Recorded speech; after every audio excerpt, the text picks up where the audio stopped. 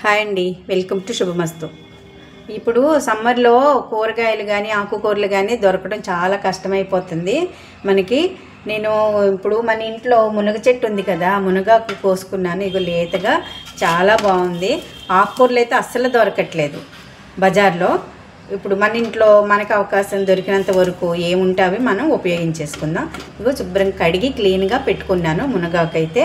దానికి తాలింపు పప్పు చేసుకుందామండి. పప్పుని ఫస్ట్ వేయించుకోవాలి. ఫస్ట్ వేయించి పెట్టుకున్న పప్పుని ఒక గంట ముందు నేను నానబెట్టేసుకున్నాను. ఇట్లా నానబెట్టి ఒక గ్లాస్ పప్పు వేసుకుంటే 2 గ్లాసులు, ఒక గ్లాస్ పప్పు వేసాను, 2 గ్లాసులు వాటర్ వేసి నానబెట్టుకొని ఒక గంట ముందు ఉంచుకున్నాను అన్నమాట. దీనికి మునగాకుని కడిగి పెట్టుకున్నాను కదా నీట్గా. అప్పుడు మనం దీన్ని ఆకుల కింద దూసేసి మనం పప్పులో వేసుకుందాం. ఫస్ట్ అయితే ఇది కొంచెం స్టవ్ వెలిగించి సిమ్లో ఉంచుకుందాము. ఈ లోపల ఆకుని శుభ్రం చేసుకుందాం. పప్పు ఉడుకుతుంది కదా, ఇట్లాగా ఒక పొంగు రానిచ్చి నానబెట్టిన పప్పు కదా తొందరగా ఉడికిపోతుంది. వేయించుకొని పెట్టుకోవాలి. ఎప్పుడు పప్పులు చాలా టేస్టీగా ఉంటుంది. ఇప్పుడు ఇదిగో మునగాకు కడిగి పెట్టుకున్నాను కదా, క్లీన్గా ఒలిసేసుకున్నాను. ఆకులు ఇలాగే వెల్లుల్లి రెబ్బలు, ఉల్లిపాయ, పచ్చిమిర్చి. ఇప్పుడు ఫస్ట్ ఉల్లిపాయ పచ్చిమిరపకాయ వేసేద్దాం పప్పులో. అలాగే కొంచెం ఆకు బాగా ఉడకాలి. మునగాకు కూడా వేద్దాం. మునగాకు ఆషాఢంలోనే తినాలి, తెలగపిండి ఆషాఢంలో తినాలి అని కాదు. ఎప్పుడు మనకి ఎక్కడ దొరికినా కూడా ఇవన్నీ చాలా మంచిది. మునగాకు ఉడకనిద్దాం. ఇప్పుడు మూత పెట్టి కొంచెం సిమ్లో పెట్టి చిన్న మంట మీద ఉడకనిద్దాం. మునగాకు పప్పు ఉడుకుతుంది కదా, 4 వెల్లుల్లి రెబ్బలు కూడా వేసుకుందాము. వేసి మళ్ళీ మూత పెట్టేద్దాం. ఇలాగా కొంచెం ఆ నీరు ఎగిరిపోయే వరకు, పప్పు ఉడికే వరకు ఉంచుకుందాం. తర్వాత ఇది తెలగపిండి కూడా కొంచెం వేసుకుందాం. పప్పు, మునగాకు, తెలగపిండి 3 కాంబినేషన్ చాలా సూపర్గా ఉంటుంది. ఉడుకుతుంది నెమ్మదిగా. చూసారా, ఇప్పుడైతే కొంచెం నీరు ఉంది కదా.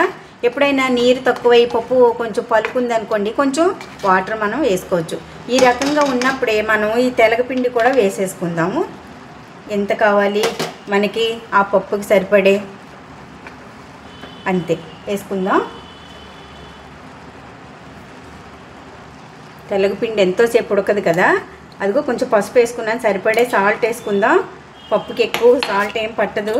అలాగే సరిపడే కారం, అందులో పచ్చిమిర్చి వేసాము, తాలింపులో ఎండుమిరపకాయ కూడా వేస్తాం. చూసుకొని వేసుకోండి మీ టేస్ట్ని బట్టి. ఇలా పొడి కూర అన్నమాట, పొడి పొడిగా ఉంటుంది. మునగాకు కూడా చాలా బాగా ఉడికిపోయింది కదా, ఇట్లా మొగ్గుతూ ఉంటుంది. దీనికి పక్కనే తాలింపు వేసుకుందాం. చాలా చాలా మంచిది, చాలా ఆరోగ్యానికి చాలా మంచిది. మునగాకు, తెలగపిండి, పప్పు ఇవన్నీ ఒక్క పప్పు వండుకునే బదులు అందులో ఏదైనా 1-2 కలుపు వేసుకోవాలి. అప్పుడు అన్ని పోషకాలు కూడా మనకి అందుతాయి.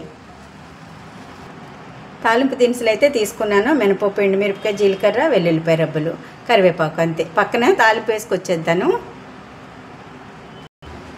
తాలింపులో పప్పు నూనె వేసుకున్నాను. అలాగే కొంచెం నెయ్యి కూడా వేసుకుందాం. పప్పు నూనె, నెయ్యి 2 కలిపి తాలింపు వేసుకుందాం. అప్పుడు ఇంకా సూపర్గా ఉంటుంది పప్పు. తాలింపు అయితే బాగా వేగిపోయింది. ఇప్పుడు కొంచెం ఇది వేసుకుందాం, ఇంగు వేసుకుందాం. ఇంగు వేసుకోకపోతే ఆ తాలింపు సువాసన మనకు తెలియదు. సరే, గుమ్మగుమ్మలాడిపోతుంది. పప్పు, ఇది మునగాకు, తెలగపిండి కూర రెడీ అయిపోయింది. స్టవ్ ఆపేసాం కదా.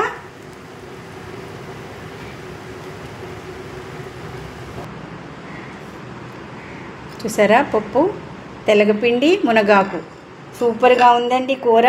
అందరూ ట్రై చేయండి. చాలా హెల్దీ ఇది. ఈ 3 కాంబినేషన్ కూడా చాలా బాగుంటుంది. ఇలాగే మనకి మునగాకు లేకపోతే మెంతి కూర కూడా చాలా బాగుంటుంది. మెంతి కూర, తోటకూర అవి కూడా వేసుకోవచ్చు. ఏ ఆకుకూర వేసుకున్నా మన ఇంట్లో తెలగపిండి ఉంటే కంపల్సరీ 2 స్పూన్లు వేసుకుంటే అధిక శక్తి వస్తుంది. చాలా బాగుంటుంది. ఇదేనండి ఈరోజు రెసిపీ. నచ్చిందా మీకు? మీరందరూ కూడా ట్రై చేయండి. మరో మంచి వీడియోతో మళ్ళీ మీ ముందుకు వస్తాను. Okay, bye bye.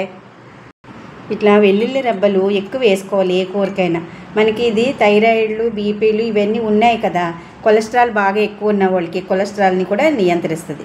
అన్ని కూరల్లో కూడా వెల్లుల్లి రెబ్బలు కాస్త ఎక్కువ వేసుకోవాలి. ఓకే అండి.